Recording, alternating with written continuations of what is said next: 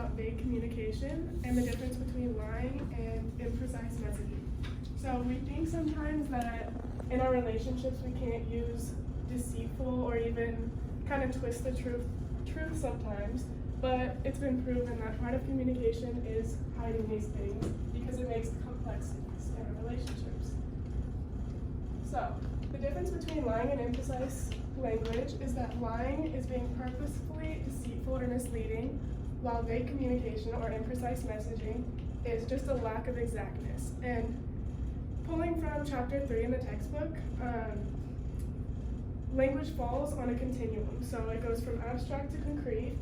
And for abstract communication, it's more things like heaven or like they're non-tangible. We can't experience them, can't really prove them. And then concrete would be things that we can experience with our senses, such as it's cold out or this is the color blue. And people shade the truth by being imprecise sometimes by using less concrete messaging. So, what is vague communication?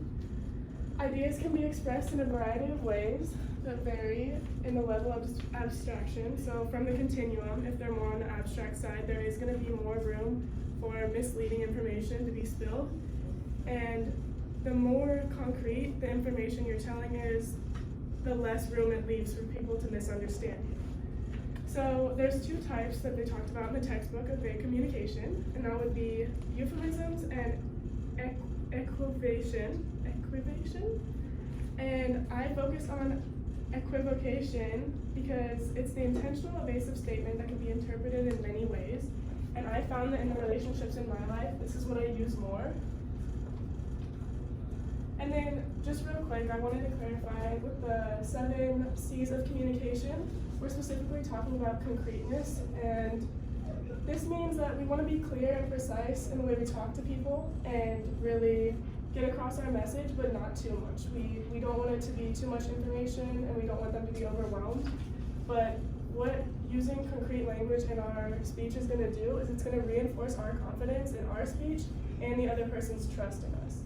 And then I also wanted to highlight that vague language is not lying, but the overuse of vague language can be lying, because when you cross that boundary, when you don't know the level of honesty in that relationship, it's very up for interpretation.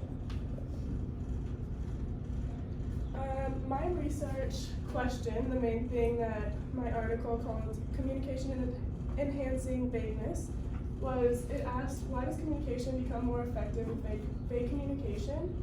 And he found that because it's just a fact, everyone uses imprecise messaging sometimes. It depends if we think we'll get caught or not. The language he used was if people would treat it skeptically or incredulously, and what we do is we subconsciously weigh our opportunity cost. Do we think we're gonna get caught or not? Is it worth lying about? Or just twisting a little bit. So he found in his research that communication is improved when inaccurate messages are changed into imprecise messages because it makes this message space more complex. Meaning that when given the option, here's this piece of dishonest information, but do what you will with it with this person that you trust, people twist it and make it more complex to sound like less of a lie.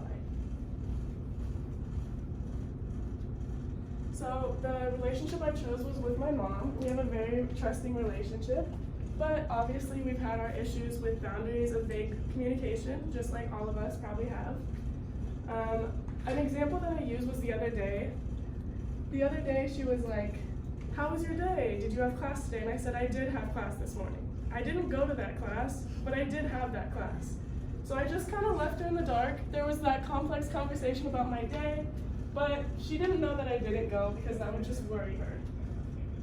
So to wrap it up, our word choices play a role in our ability to accurately and effectively communicate with our communication partners. And there are communication norms and honesty boundaries with the people we talk about. When I talk about all these things with vague communication, it's specifically for rational communication with the people that we love, the people that we trust. It's not random strangers on the street. And then also, being able to continually identify communication patterns in our relationship can just help us improve.